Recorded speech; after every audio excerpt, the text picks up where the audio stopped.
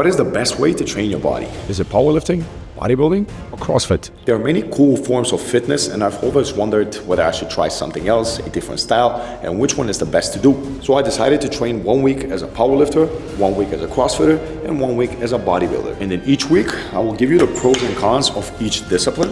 And maybe from that, you can decide what you can switch in your training or to decide what style you should take on. Our goal is to see who will benefit from these workouts, which one builds the most muscle, and which one is beginner friendly. So powerlifting, not the powerlifting that strongmen do. We'll do the Olympic weightlifting, powerlifting, terms that people are mixing up nowadays because when you think about it, it's called powerlifting for the strongmen, but power training is something that is heavy, but also it's done fast. So that's Olympic powerlifting, where you do hang cleans, power cleans, snatches and stuff like that. So we'll focus on those disciplines for this entire week.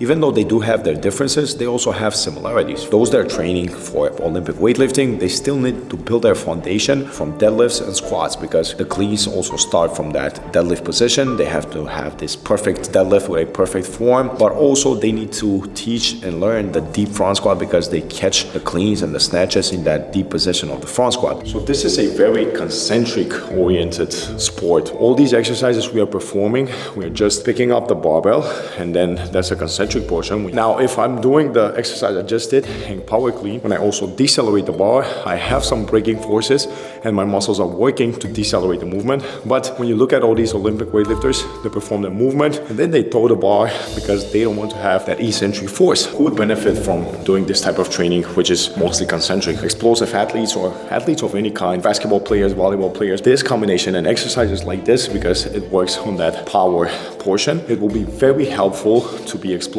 in your sport, for vertical jumps, for that first step. Really cool, really great exercises to incorporate in your training routine so that you can be more explosive. And also because it's concentric in the nature of it, it means that you will not have muscle soreness because most of the muscle soreness comes from eccentric training. So because we don't have that deceleration in most of the exercises when we train like this, we won't have any soreness. Basically, you can do this on a daily basis.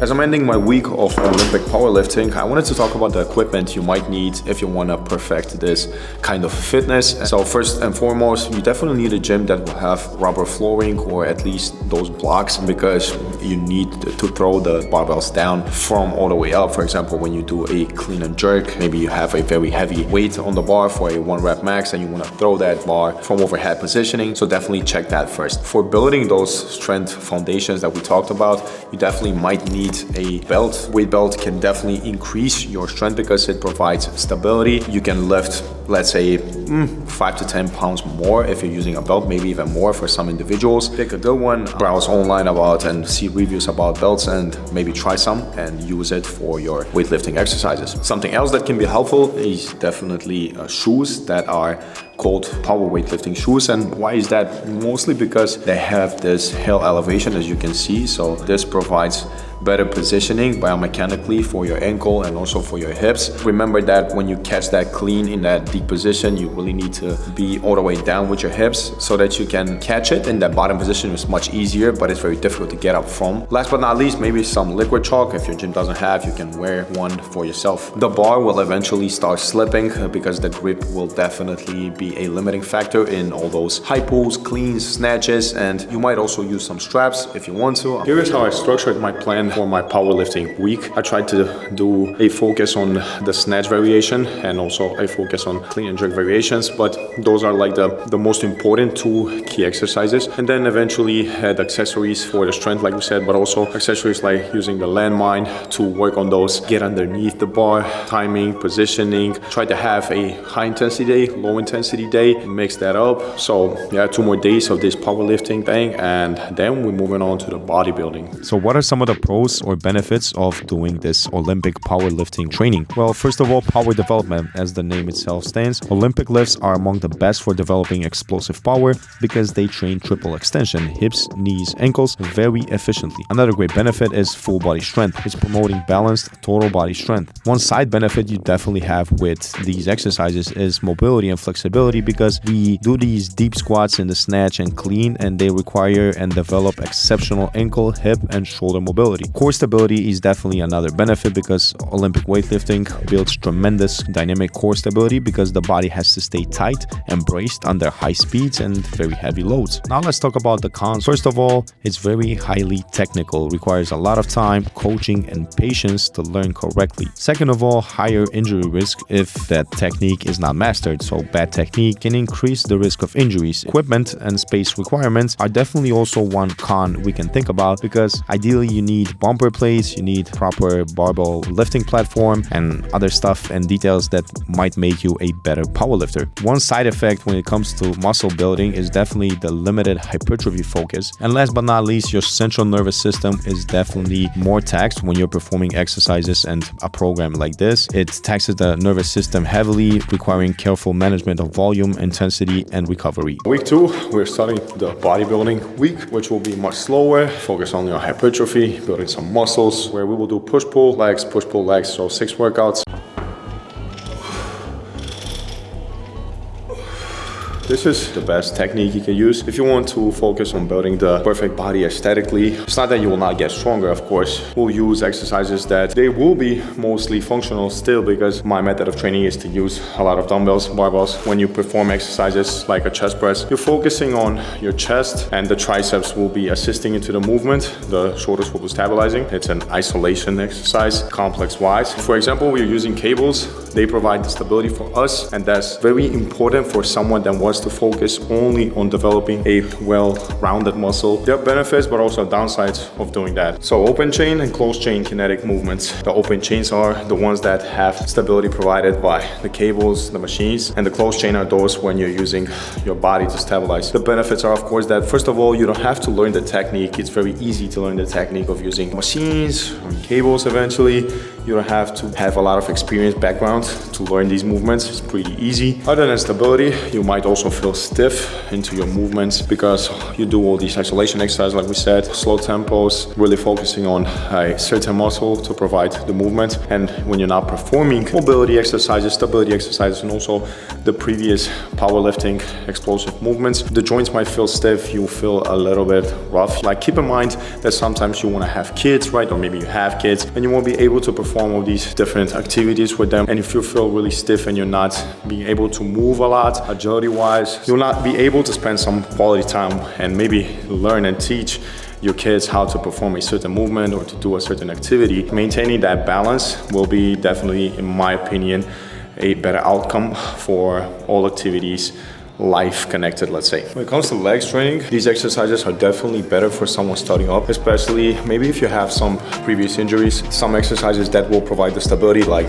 this knee extension machine or other machines being used, will be better for a start because you don't have that much stress on your joints. Eventually this will bring blood flow, and blood flow is much better for recovery. It's the most important thing when you want to recover something faster. Maybe after a couple of times, you will slowly start to incorporate some squats, some lunges, some more functional complex exercises, and then load them and then progress with them, and eventually start maybe performing the previous week we did powerlifting wise, which will provide some fast twitch muscle fibers because they are fast and explosive movements. When it comes to muscle soreness and how the muscles are working throughout a bodybuilding split, something like this, the soreness is very available because you put stress on your muscles in a way that stretches them fully, go to full range of motion, right? You do all these high reps, going to failure sets also, which causes muscle damage, which is primarily what we do to grow the muscle, of course. Definitely you will have more soreness than the power type of training and strength type of training when you do this hypertrophy style of training. So today I'm starting the new week and the last week of my tournament where I train 3 different methods of training. I'm finishing the bodybuilding week, which absolutely took a toll on my body because I'm feeling so sore, and I think that it will be even worse when I'm starting this CrossFit type of week. I'm used to this kind of training, similar because HYROX is, let's say, similar to some extent, but it has more aerobic stuff. My kind of mixing before that I did as a hybrid athlete, we combine strength, HYROX, aerobic, running and stuff like that, is definitely prepared, let's say, up to a point. I'll start with a Murph challenge, which is crazy difficult. We'll see how it will go. After that, just a couple of CrossFit watts. So let's see how it goes. So Murph It's the first workout of CrossFit we're doing. This is how we start our week of CrossFit training. It consists of 1.6 kilometers of running, 100 pull-ups, 200 push-ups, 300 squats, and then another mile of running.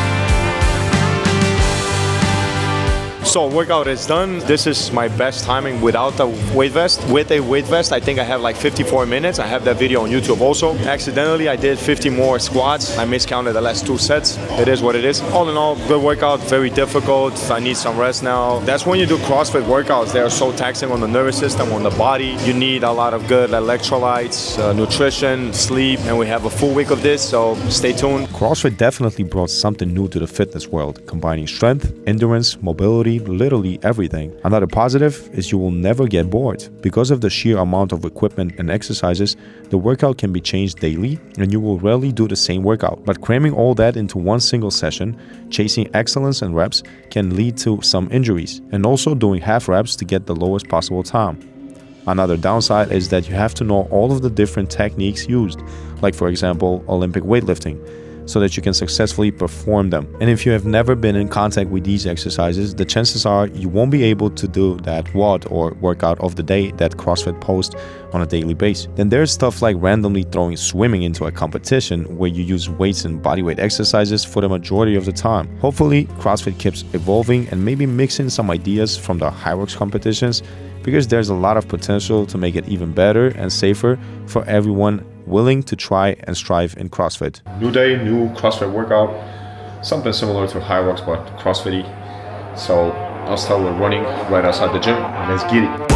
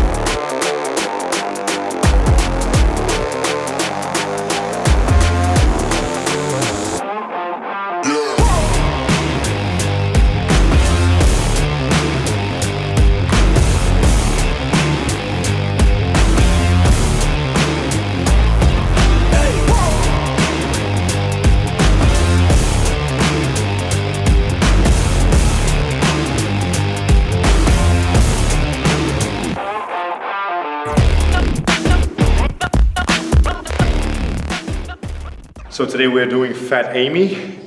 It's a CrossFit workout, WOD. We're slowly wrapping up our CrossFit week. It's been intense, it's been difficult, combining everything.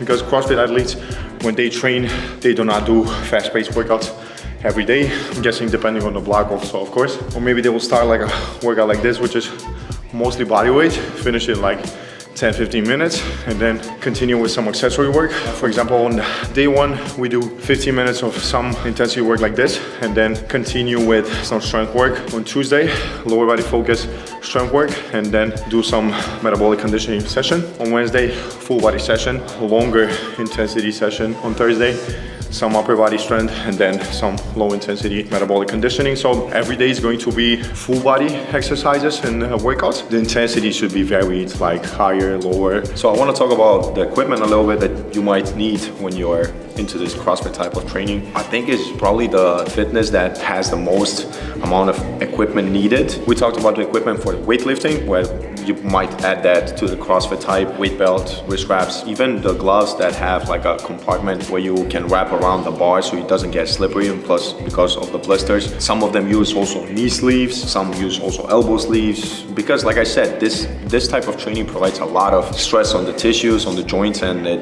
really can develop a injury afterwards. About shoes, you're probably gonna need some rotation because these Metcons are, for example, really cool. They have this type of training shoe, which is with a slight heel elevation, which is great for the squats, the deadlifts, the weightlifting variations you have. But when you have a type of workout that has included running, these are not the type of shoes to use, definitely, because they are very thick, very stiff. You do need 2-3 pairs in rotation. I think Reebok have good shoes when it comes to CrossFit and type of training and functional training. That's about it when it comes to equipment that you have to wear. And supplements, definitely a lot if you want to have full recovery, nutrition-wise, of course, that you need to be taking care of all the nutrients. I can say it's an expensive sport, let's put it like that. So we finished all 3 weeks of training.